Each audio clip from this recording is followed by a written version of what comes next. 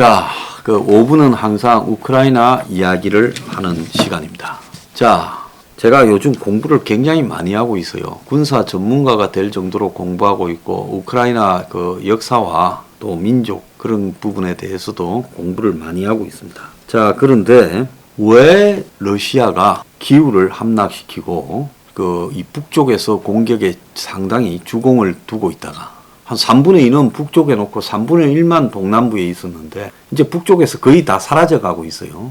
그리고는 이 동쪽에 집중한다고 어제 CNN이나 뭐 유로TV나 BBC가 다 그 이야기를 했어요. 자, 왜 그랬는지를 보면 지금 우크라이나에 짓느냐 받느냐는 거는 순수한 우크라이나인이 많이 살면 그쪽에서는 이 반너가 강하고 이 러시아 사람의 비중이 높은 지역에서는 이 친러가 강하지요. 당연히. 자, 그걸 한번 보겠습니다. 자, 이 나라도 한국 이 지역 감정 구도 비슷해 가지고 이 경상도 전라도 투표하는 것처럼 그런 성향이 강하게 나고 있어요. 그래서 투표가 확연히 지역에 따라서 대선 치를 때마다 달라집니다. 자, 그거는 뭐냐? 러시아 사람의 비중입니다.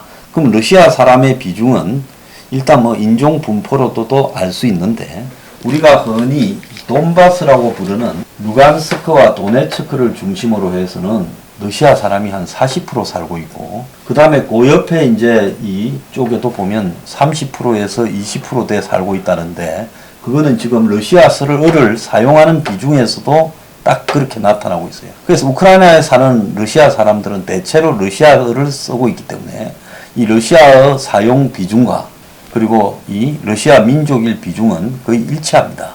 그래서 딱 요만큼은 항상 선거 때 이 친러 후보를 찍고, 요만큼은 이제 선거 때 반러 대선 후보를 찍어요.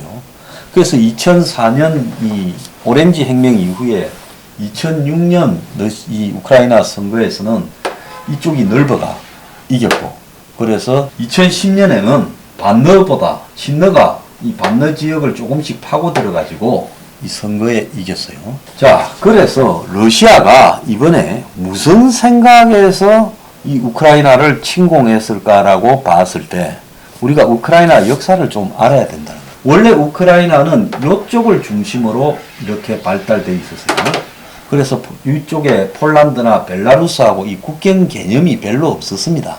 근대에 들어오기 전까지. 자, 이 돈바스 지역이라고 부르는 이쪽 지역은 산악 지역이 많아요. 지금 공업지대인데. 그래서 여기는 사람이 별로 안 살았는데 우크라이나가 1차 대전이 끝나고 제정 러시아가 무너지니까 잠깐 독립을 해가 이쪽을 점령을 했어요. 그랬는데 2022년쯤에 소련이 우크라이나를 전체를 병합시켜 버렸습니다. 강제로. 전쟁까지 해서 병합을 했어요. 그러다 보니까 여기 산이 많으니까 여기에 석탄이나 각종 철광석 자원이 나오겠다 해가 이쪽 지역을 공업지대로 만들어가 드니프르 공업지대라고 러시아 사람들을 이주를 시켰어요. 그때부터 이 비중이 많은 겁니다. 여기는 별로 사람이 살지 않던 지역인데요. 자, 그러면서 좀 물타기를 하려고 요 크림 반도도 했다. 너거 가져라. 어차피 소련 때야 우크라이나 공화국이라는 게 의미가 없으니까 또 던져줬습니다.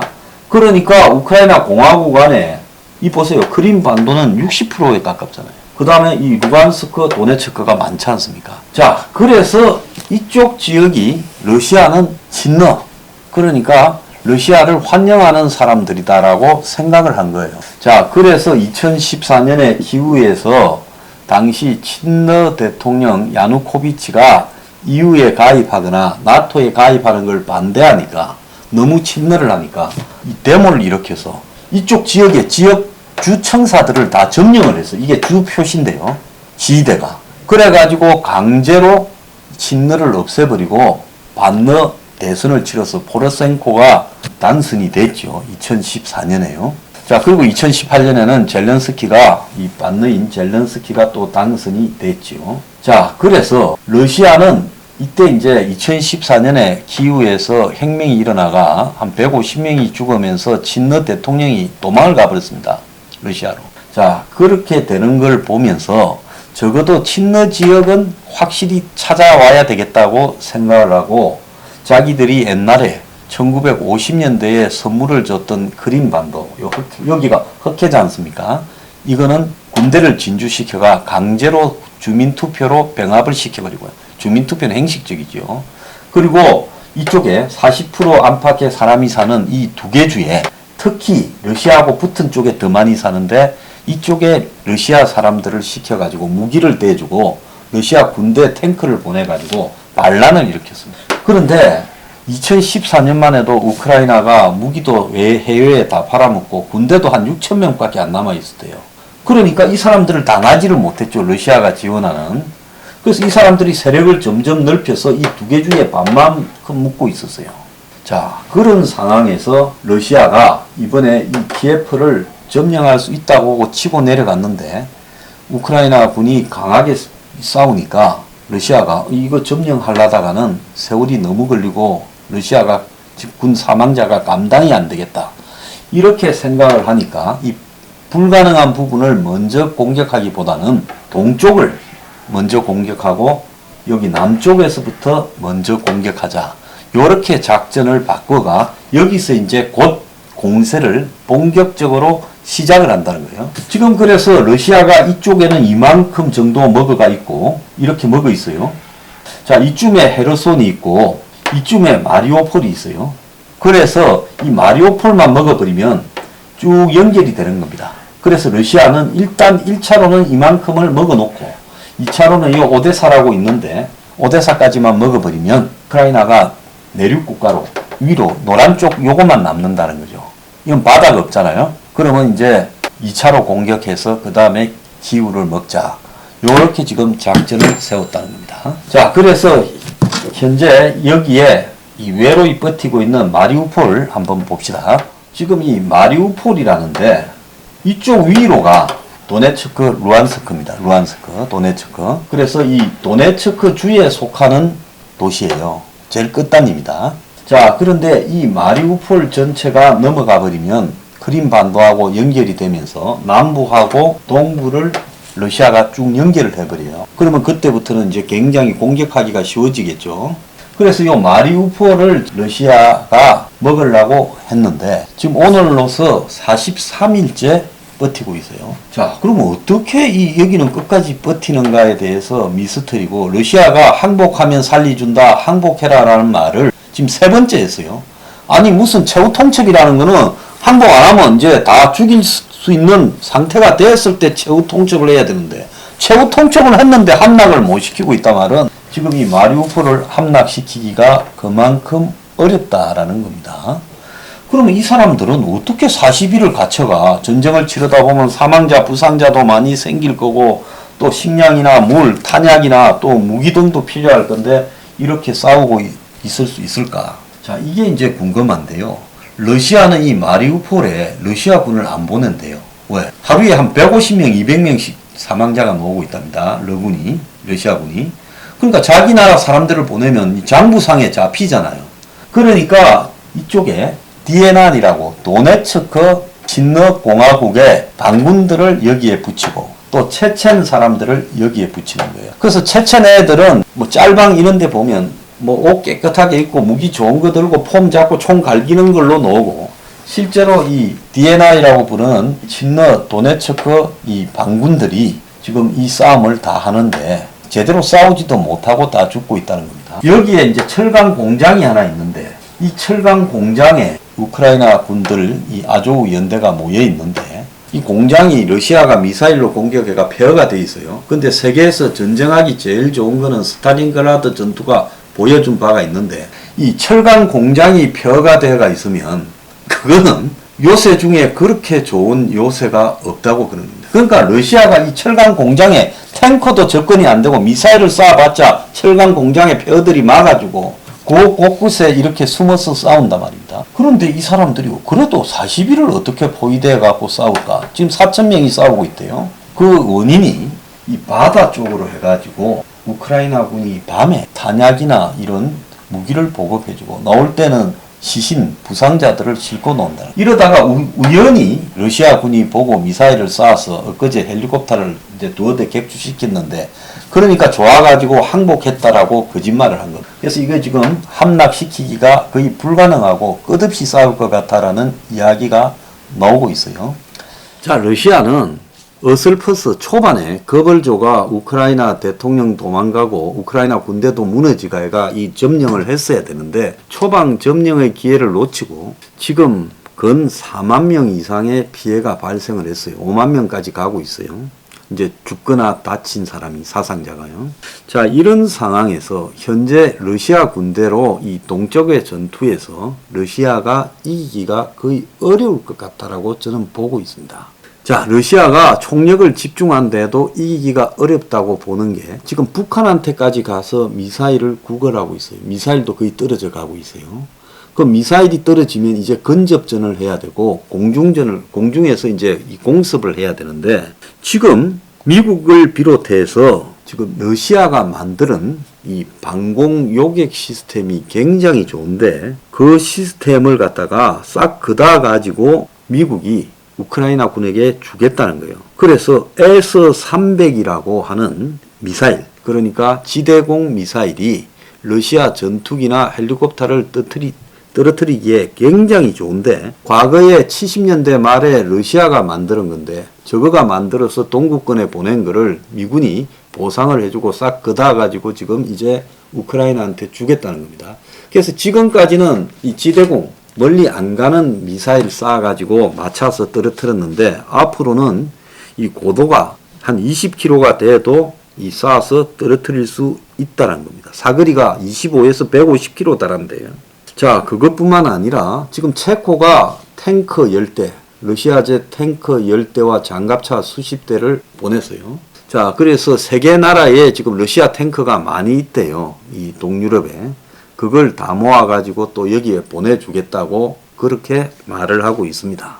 자, 미국이 무기대여법이라는 것을 갖다가 다시 지금 미국 의회가 통과시켰어요. 상원에서. 그래서 우크라이나의 무기 군수 물자를 무제한으로 지원할 수 있는 무기대여법, 랜드리스법을 이렇게 만장일치로 통과시켰다. 말로는 핵 빼놓고는 다 주겠다요. 근데 미국도 못 쓰니요.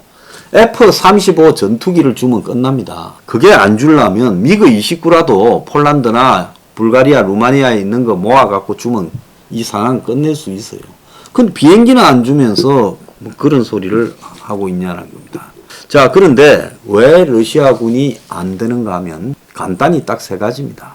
러시아군은 70년대 말부터 핵전쟁을 중심으로 만들어졌어요.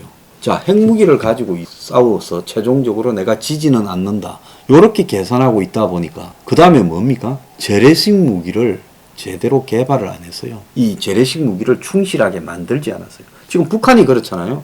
재래식 무기는 개판이고 핵하고 미사일만 엄청 있지 않습니까? 그러니까 러시아의 장갑차나 탱크가 굉장히 부실하게 구성이 되어 있어서 탱크에는 에어컨도 없고 히터도 없어. 히터 없어가 얼어 죽었다잖아요, 탱크 안에서. 그리고 장갑차는 총알에 풍풍 뚫린다잖아요. 그러니까 러시아의 재래식 무기 체계가 엉망이라서 지금 우크라이나군하고 싸움에서 러시아가 헤매고 있다. 두 번째는 러시아군이 보급을 제대로 안 해줘가. 이 평소에도 감자 농사나 농사 짓는 거야. 그래서 농사 지어가 자기 먹을 거를 갖다가 챙겼는데, 이번에 갑자기 전쟁하러 나서면서 그러니까 보급이 제대로 될 리가 없었다는 거예요. 이 먹는 것만 그런 게 아니라 이 기름도 없다는 거예요. 이러니까 러시아군이 제대로 싸울 수가 없다는 거예요. 자, 그 외에 이제 마지막으로 러시아군이 제대로 싸울 수가 없는 거는요. 자, 우크라이나를 아까 봤듯이 친러 위성국가다 생각해서 그냥 남부나 동쪽에서 가면 전부 러시아군 환영할 줄 알았고, 북부에서 가도 키우나 우크라이나 내부에 친러 반러가 싸움이 나서 반러 정권이 무너질 줄 알았는데 그러지 않고 싸우는 걸 보고 놀래버렸다는 겁니다. 그러니까 우크라이나가 소련에서 해방된 지 30년이 넘어가지고 나름 민주주의와 자본주의를 경험해가, 그리고 또 지난 2004년, 2014년 두 번의 혁명을 하고, 또 이 동쪽에서 지금 러시아하고 8년째 싸우면서 나름 정리가 되었다라는 걸 모르고 또 우크라이나 군이 반군들하고 8년간 전쟁을 하면서 돈바스 지역 반군하고요. 굉장히 강해져 있다라는 것도 몰랐다는 거죠. 자, 그래서 북쪽에서 고속도로만 점령하고 있고 길만 점령하고 있다가 이제 도망간 다음에 동쪽에서 싸우겠다는 건데 이 싸움은요. 러시아가 절대 못 이깁니다. 그런데 미국이나 유럽이 제대로 비행기를 주고 제대로 된 미사일을 주고 제대로 된 탱크를 주면 끝날 싸움을 우크라이나가 그렇게 무기 하는데도 지금 안 주면서 미적거리고 있어요. 자, 그래서 미국이나 유럽은 우크라이나는 싸우다가 힘 빠지고 러시아는 때리다가 힘 빠지고 나중에 저들이 나서서 정리하겠다. 지금 그런 생각이 모양인데 지금 이거 큰 오산이라고 보고 있습니다. 자, 어제 EU에 이 호세프 보렐이라는 사람이 있어요. EU의 외교 대표입니다. EU에는 외교 대표가 따로 있는데 이 사람이 뭐라 했는가 하면 EU가 우크라이나에 지금까지 지원한 총액이 1조 3천억인데 러시아산 에너지 하루 지급료가 1조 3천억으로 똑같다라는 거예요. 자, 그러면서 이 전쟁 이후에 가스, 석유 사러 갖다 바친 게 47조 원이라고 이야기를 하고 있습니다. 자, 그러니 결국은 러시아에 돈 대주면서 우리가 우크라이나 보고 잘 싸우라는 게 말이 되냐, 쥐꼬리만큼 주면서 그걸 지적했어요. 러시아 저래 욕하는 것도 중요하지만 미국과 유럽도 욕을 싸들어야 됩니다.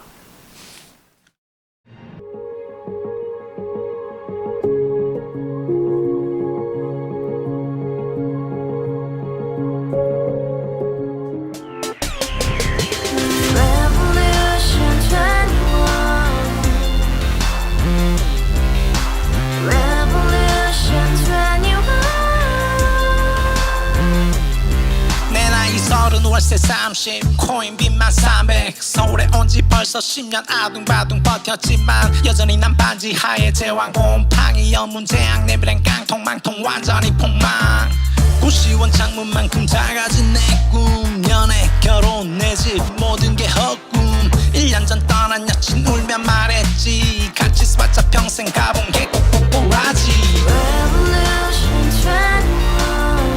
가바후스 700 나도 소유주 가바후스 700 나의 소주 택시기사 우라부지 마트 캐셔 울어문이 우리 집안 다 털어봤자 후줄 그래 개선민 내 미래 거기서 팍 끝난 거지 팍더 이상 노력 따윈 괴물이 스펙 찾아서 말리 비오는 날 알바 잘려 맨날 학원 날 개쳐 발려 밤비 내리는 양화대교 홀로 걷고 있을 때 현수막에 아로 새겨진 평당 700짜리 아파트 다같이 소리 질러 혁명 21 가바후스 700 나도 소유주 가바후스 700 나의 소주 You and I, we live together in the house. Brand new day, and your dream had just begun. Yeah